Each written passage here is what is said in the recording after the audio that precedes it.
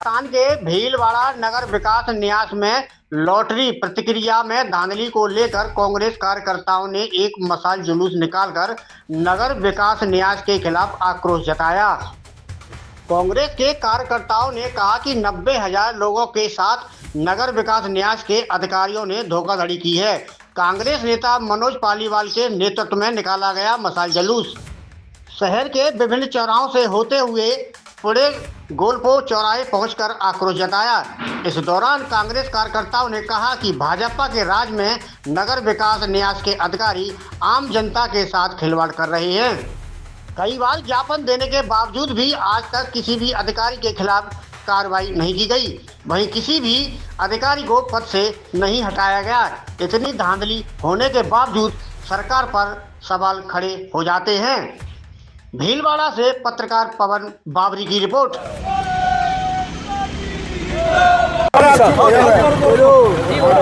90,000 farm धारकों ने Bhilwara UIT के अंदर फार्म जमा कराए, उनके साथ अन्याय हुआ है, धोखा हुआ है। उनके सम्मान के लिए आज हम भीलवाड़ा की सड़क पर उतरे। हमने पूर्व के अंदर ज्ञापन दिया, ज्ञापन की अनुशंसा के अंदर सेक्रेटरी महोदय ने हमें कोई संतोषजनक जवाब नहीं दिया। आज हम जनता के अंदर अलग जगाने के लिए निकले। हमने मशाल जुलूस निकाला है कांग्रेस के परचम के तले। कांग्रेस आजाद हिंदुस्तान के पूर्व से ही प्रत्येक नागरिक के मान सम्मान के लिए खड़ी है। 90,000 फार्मों में कम से कम 60,000 फार्म भीलवाड़ा के नागरिकों ने भरे और 60,000 आदमियों को 3,081 में से कितने फार्म के अंदर मकान मिले, इस बात की जानकारी यूआईटी के पास नहीं है, नहीं देना चाहती। 90,000 फार्म के अंदर कौन सी कैटेगरी के अंदर कितने फार्म भरे गए, ये जानकारी यूआईटी अभी तक सार्वजनिक नहीं करे। आज 18 दिन हो गए और 3,081 फार्मों के अंदर भीलवाड़ा के नागरिकों को कितना भूखंड मिले, बाहर के व्यक्तियों को कितना भूखंड मिले, इस बात की जानकारी भी तो उन्होंने सार्वजनिक नहीं करी। हमने ज्ञापन के माध्यम से उनको अवगत कराया। आपकी लॉटरी के अंदर किसको भूखंड मिला, किसको नहीं मिला, उससे हमें मतलब नहीं है।